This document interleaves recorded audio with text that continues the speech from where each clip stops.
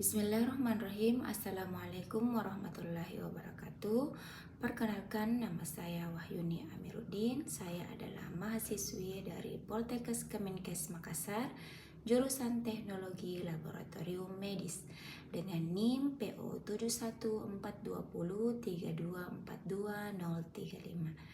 Baik, saya akan menyampaikan presentasi mengenai infeksi TORCH pada ibu hamil sebagai pemenuhan tugas bahasa Indonesia dengan dosen pengampu Ibu Sri Rahayu SPD MPD. Apa itu infeksi TORCH? Infeksi TORCH adalah sekelompok infeksi yang dapat menyebabkan komplikasi serius pada janin jika terjadi selama kehamilan. TORCH merupakan singkatan dari 4 penyakit infeksi, yaitu toksoplasma, others, lain-lain termasuk sifilis, HIV, varicella, parvovirus B19, rubella, CMV atau cytomegalovirus, dan HSV atau herpes simplex virus. Mengapa infeksi TORCH penting untuk diperiksa? Karena dapat menyebabkan keguguran, cacat lahir, kematian janin, pertumbuhan janin terhambat, dan juga masalah neurologis pada bayi. Adapun waktu ideal pemeriksaannya, yang pertama sebelum kehamilan atau prakonsepsi, di mana untuk mengetahui status kekebalan tubuh terhadap infeksi tertentu seperti rubella dan mengobati infeksi aktif sebelum terjadi kehamilan. Yang kedua, pada trimester pertama kehamilan. Sangat penting karena infeksi pada awal kehamilan beresiko paling tinggi menyebabkan cacat bawaan dan keguguran. Kemudian yang ketiga, jika ada gejala klinis yang mencurigakan seperti demam tidak jelas, pembesaran kelenjar getah bening, ruam, atau jika janin menunjukkan kelainan saat USG. Selanjutnya, riwayat kehamilan sebelumnya dengan komplikasi, misalnya keguguran berulang, janin dengan kelainan kongenital, atau lahir mati sehingga dapat menjadi indikasi kuat untuk pemeriksaan ulang. Baik, yang pertama kita bahas yaitu toksoplasmosis. Toksoplasmosis adalah penyakit pada hewan yang dapat ditularkan ke manusia. Penyebabnya yaitu Toxoplasma gondii atau protozoa. Penularannya melalui kotoran kucing dan daging mentah. Gejala pada ibu sering tanpa gejala. Kemudian risikonya dapat terjadi kerusakan otak dan mata pada janin. Adapun pencegahannya, hindari kotoran kucing, cuci sayur, dan masak daging matang. Yang kedua yaitu rubella. Rubella adalah penyakit yang paling berbahaya bagi janin bila terjadi pada ibu hamil di awal kehamilan. Penyebabnya yaitu virus rubella. Gejala pada ibu dapat terjadi ruam, demam, atau nyeri sendi. Risiko yang dapat terjadi yaitu sindrom rubella kongenital atau kebutaan, tuli, dan kelainan jantung. Adapun pencegahannya yaitu vaksinasi sebelum hamil atau MMR. Yang ketiga yaitu cytomegalovirus atau CMV. Cytomegalovirus merupakan jenis virus yang umum menginfeksi manusia. Penyebabnya adalah virus cytomegalo yang termasuk golongan virus herpes. Gejala pada ibu mirip flu ringan.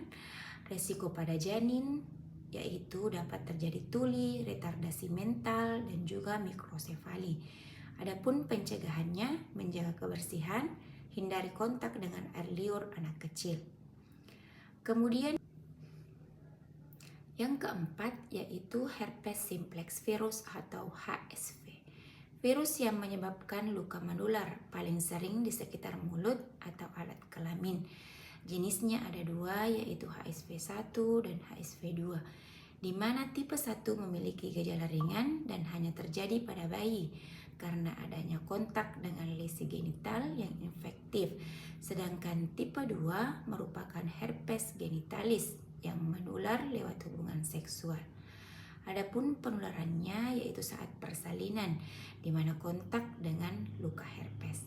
Kemudian risiko yang terjadi yaitu infeksi berat pada bayi baru lahir atau herpes neonatal. Kemudian pencegahannya yaitu evaluasi riwayat herpes dan pertimbangan persalinan sesar. Kelima yaitu others atau infeksi lain yang berbahaya seperti sifilis yang dapat menyebabkan cacat dan kematian janin. Yang kedua HIV yang dapat meningkatkan risiko transmisi ke janin sehingga perlu ART. Yang ketiga yaitu hepatitis B yang dapat dilakukan dengan vaksinasi bayi segera setelah lahir. Kemudian varicella atau cacar air yaitu risiko kelainan kongenital. Kemudian diagnosis TORCH.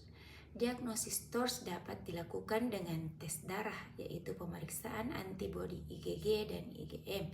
Kemudian melakukan pemeriksaan PCR jika tersedia. Kemudian selanjutnya melakukan USG kehamilan atau mendeteksi kelainan pada janin dan pemeriksaan lanjutan bila ditemukan infeksi aktif. Adapun pengobatan dan penanganannya, untuk toksoplasma diberikan spiramisin atau pirimetamin dan juga sulfadiazin. Kemudian pada rubella tidak ada terapi, hanya dilakukan pencegahan. Pada CMV dan HCV diberikan antivirus seperti aciclovir atau valganciclovir. Kemudian pada sifilis diberikan penisilin dan pada HIV diberikan ARV selama kehamilan dan setelah lahir.